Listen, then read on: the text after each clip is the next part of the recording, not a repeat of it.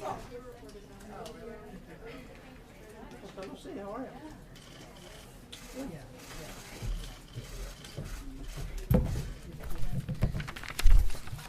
Good afternoon. Happy Groundhog Day. We've got 6 more weeks of winter, apparently. Luckily, for those of you who are going to be joining the president down to Florida this weekend, you'll get some time in, to get a glimpse of summer at the Winter White House in Mar-a-Lago. The president's going to start his meeting at 1 o'clock sharp.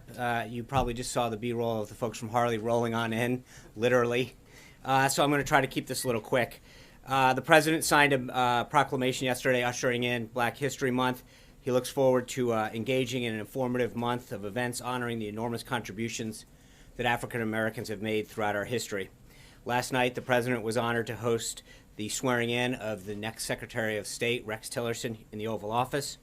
As the president said last night, Secretary Tillerson is a man who's already respected all over the world for the tremendous life that he's led, and now will bring his years of experience to the critical task of making our nation more safer, more prosperous, and more secure. It's time to bring a clear-eyed focus to our foreign affairs, and now with Secretary Tillerson at the helm of the State Department, we'll do just that. We'll strengthen our alliances, form new ones, and enhance America's interests throughout the world.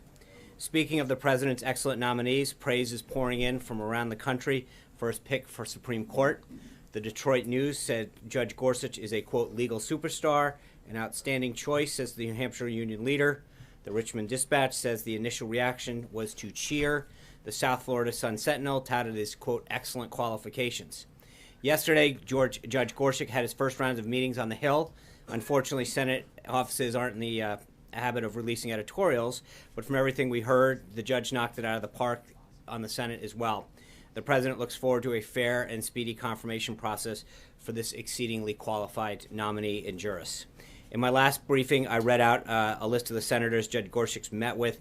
In addition to the meeting with Majority Leader McConnell, Majority Whip Cornyn, Judiciary Chair Grassley, and Senators Hatch and Gardner, the judge also met with Democrat Senator Joe Manchin of West Virginia. Recently, Senator Manchin expressed his belief that Judge Gorsuch could win enough Democrats to hit 60 votes. I'll agree with the senator there on that one. We have to have a few Trump state Democrats who want to win re-election. But as I pointed out yesterday, the so-called 60-vote standard is simply not accurate. Democrats are grasping at straws to block the confirmation of an unquestionably qualified nominee. I'll repeat, neither of the 2 Supreme Court justices that President Obama put forward were subject to the 60-vote threshold. So although I agree with Senator Manchin that Judge Gorsuch will probably get enough Democrats to get to 60, it's just simply not ever been a requirement. Now on to the events of today. The president started his day by attending the National Prayer Breakfast. It's a tradition that continued over 6 decades, going back to President Eisenhower. The president thanked the American people for their faith and prayers that have sustained and inspired him, noting that the 5 words that he has heard more than any others as he's traveled throughout the country are, "I'm praying for you." He spoke at length about the ISIS genocide against Christians and the oppression of peace-loving Muslims, as well as the threats of extermination against the Jewish people, and made it clear that he believes the United States has a moral obligation to speak out against such violence. He encouraged Americans to remain a tolerant society where all faiths are respected and where all of our citizens can feel safe and secure. With that goal in mind, the president remarked that he's taken action to ensure that the United States will not allow a beachhead of intolerance to spread throughout our nation. In the coming days, we'll develop a system to help ensure that those admitted into our country fully embrace our values of religious and personal liberty and reject any form of oppression or discrimination.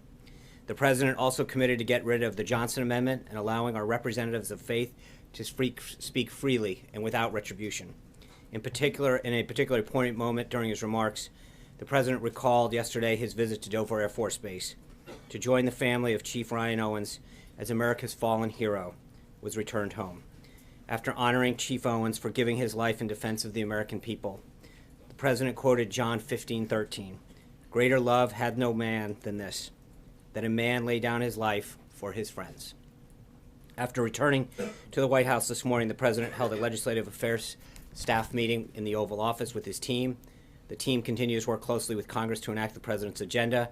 With the nomination of Judge Gorsuch to the Supreme Court, extensive outreach is underway on Capitol Hill, and we look forward to the judge receiving a swift and fair hearing. Between his meetings, the president was pleased to see the EPA Administrator Designate Pruitt was voted out of the Senate Environment and Public Works Committee.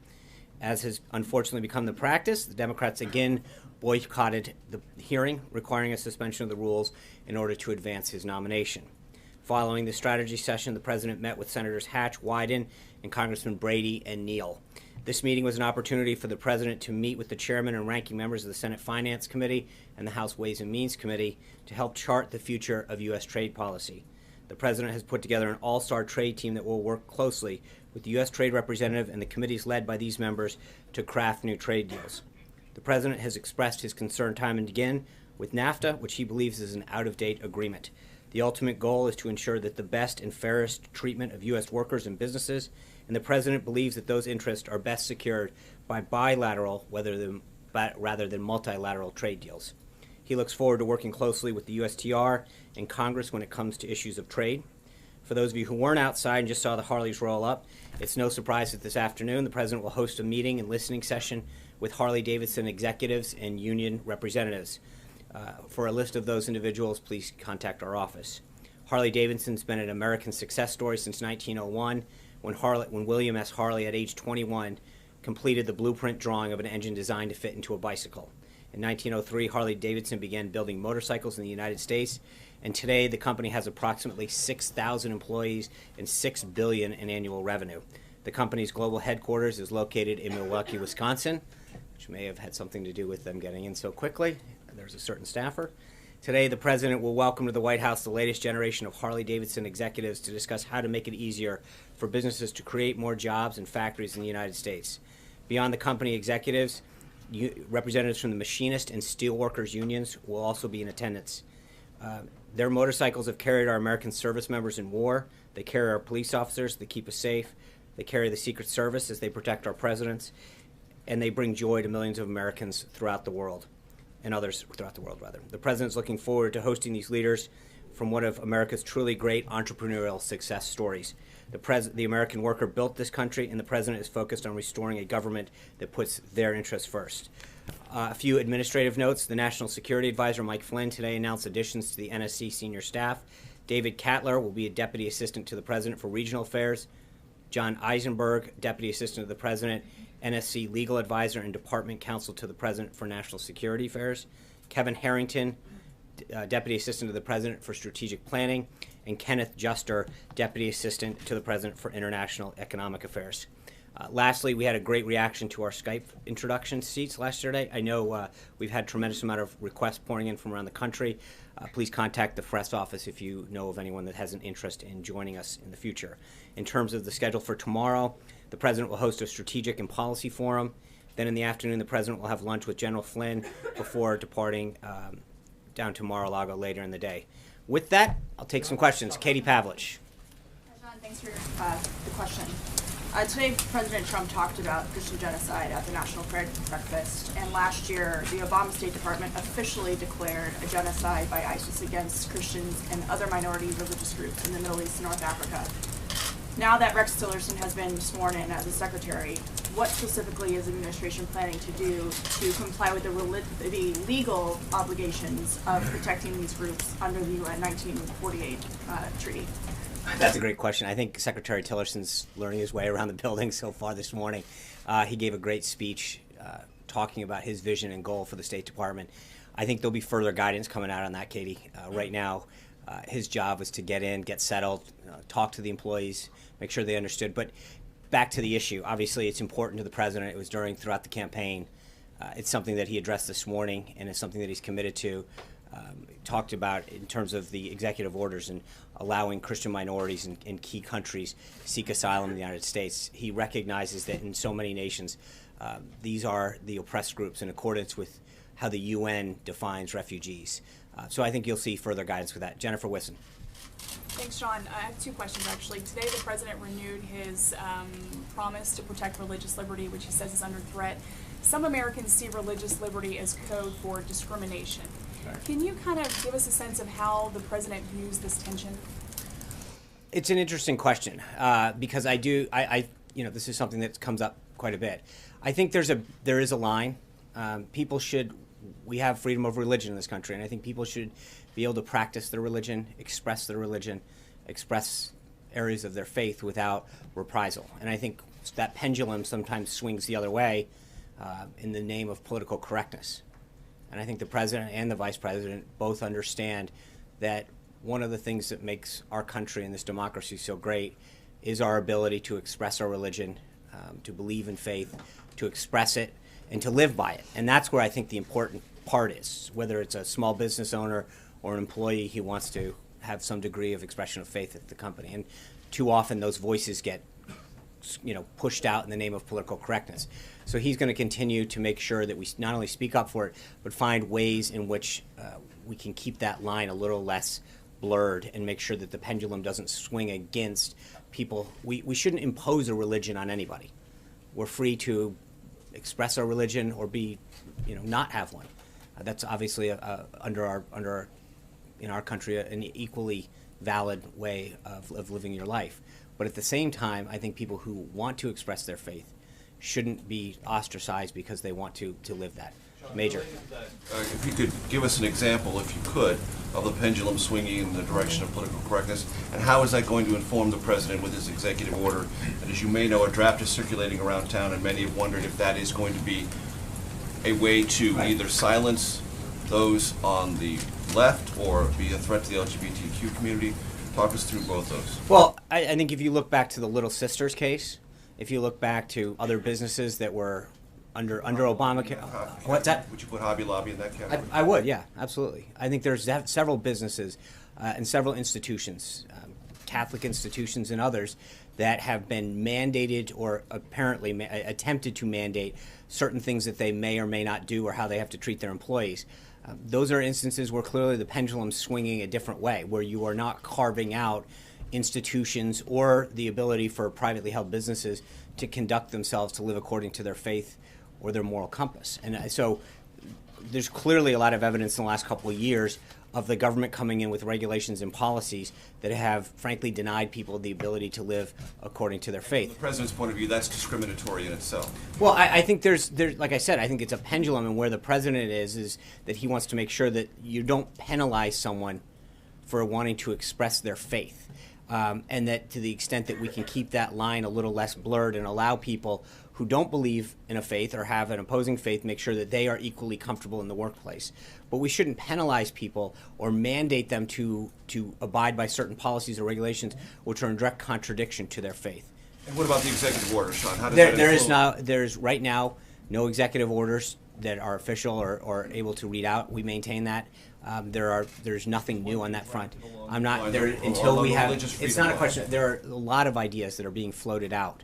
I mentioned this the last couple of days, but that doesn't mean part of it is as the president does all the time. He asks for input, he asks for ideas, and on a variety of subjects, there are staffing procedures that go on where people have a thought or an idea and it goes through the process. But until the president makes up his mind and gives feedback back and decides that that's final, there's nothing to announce. Yeah. Thank you. In light of the tragedy that happened in Quebec City last week, which Prime Minister Trudeau is actually calling an act of terrorism, what is the president doing? What initiatives is he taking to make sure that that kind of homegrown, he was a Canadian citizen, homegrown terrorism, homegrown violence doesn't happen within our country? Well, there's a lot of things. Number one, he's talked cybersecurity. I mean, he's looking at it from every angle. I think the first thing is to make sure that we look at our borders. You've got to protect your own people first, then you've got to look at the cyber threats. So there is a holistic approach to both immigration, and there's a direct nexus between immigration and national security and personal security that he has to look at. But then it's a multi-tiered step. You look at the borders, you look at who we're letting in, then you also look at what we're doing internally with our intelligence agencies, from the FBI up, that make sure that we're looking at whether it's the cyber threats that we face or other terrorist activities, but making sure that we're working with the NSA and the FBI to be ahead of the curve, if you will. If I may, these are homegrown. Right. Oklahoma City was an American kid. Sure. Okay, that's what I'm That's what I'm saying. But I think that part of it is looking at using the assets that we have here, the NSA, the FBI, looking at using the different agencies to see if we can get ahead of the curve and see things. And a lot of times that's been a very big issue, is getting ahead of the curve for when there are telltale signs, having reporting systems up, working with the various agencies. But it's a multi-effort process, if you will.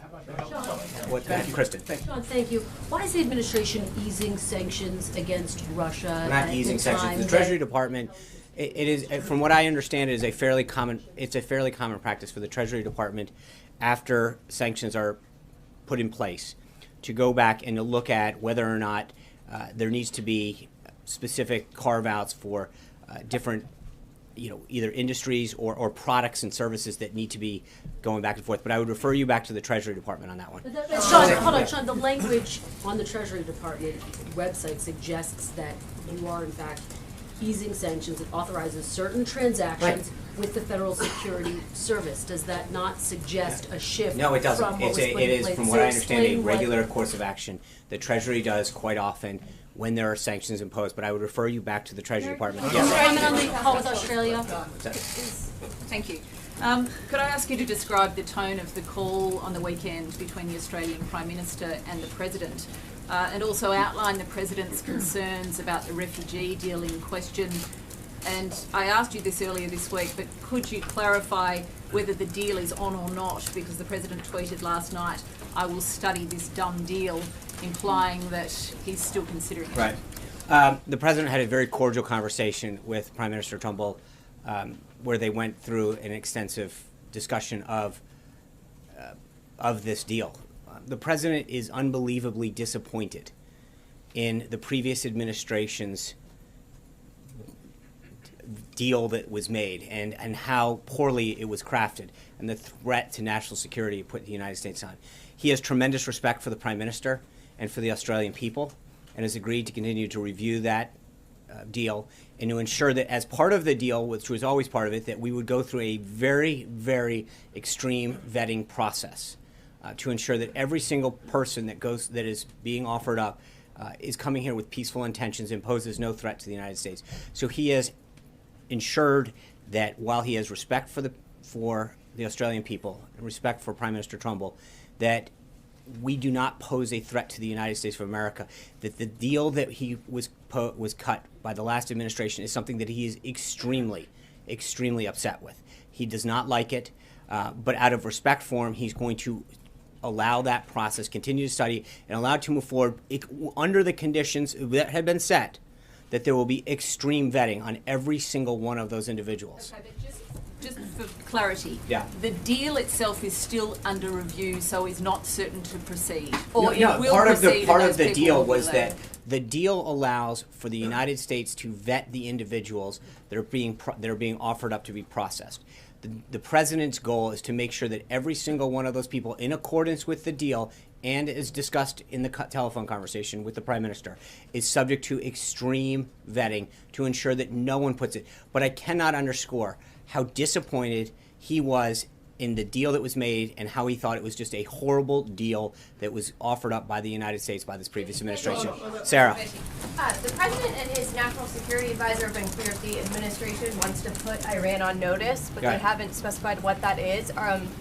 What options are on the table, and are there any options like military action that might be off the table at this point? So I think General Flynn was really clear yesterday that Iran has violated the joint resolution, that Iran's additional hostile actions that it took against our Navy vessel are ones that we are very clear are not going to sit by and take. I think that we will have further updates for you on those additional actions, but clearly we wanted to make sure that Iran understood that they are on notice.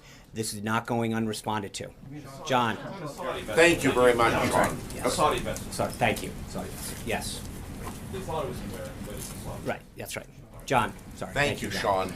On January 27th at the Republican retreat in Philadelphia, Vice President Pence had a closed-door meeting with House Republicans where several of them brought up the case of IRS Commissioner John Koskinen. There was an attempt to impeach him last year, which some of the leadership in the House felt was unfair to the commissioner, and they urged him to tell the president that given his entire record, he should fire him or ask for his resignation soon. My sources said the Vice President said, "I can hear you." Is there any pending action on the fate of Commissioner Koskinen? I have nothing to update you on. Hallie. On Yemen, it was initially described, the raid over the weekend, as a successful raid by the administration. There are now some questions that CENTCOM is raising about the possibility of additional civilian casualties. So I've got a couple of questions for you on this one. Yeah. Would you still stand by your characterization as the raid is successful? Was the president given multiple options about this raid or just one? And were there consultations with the prior administration's national security officials, military officials about the raid moving forward? Thank you. Actually, I'd like to just walk through that. I appreciate you bringing this up. There is let's go through the TikTok on that raid. On November 7th, CENTCOM submitted the plan to DOD. Clearly, that was under the last administration.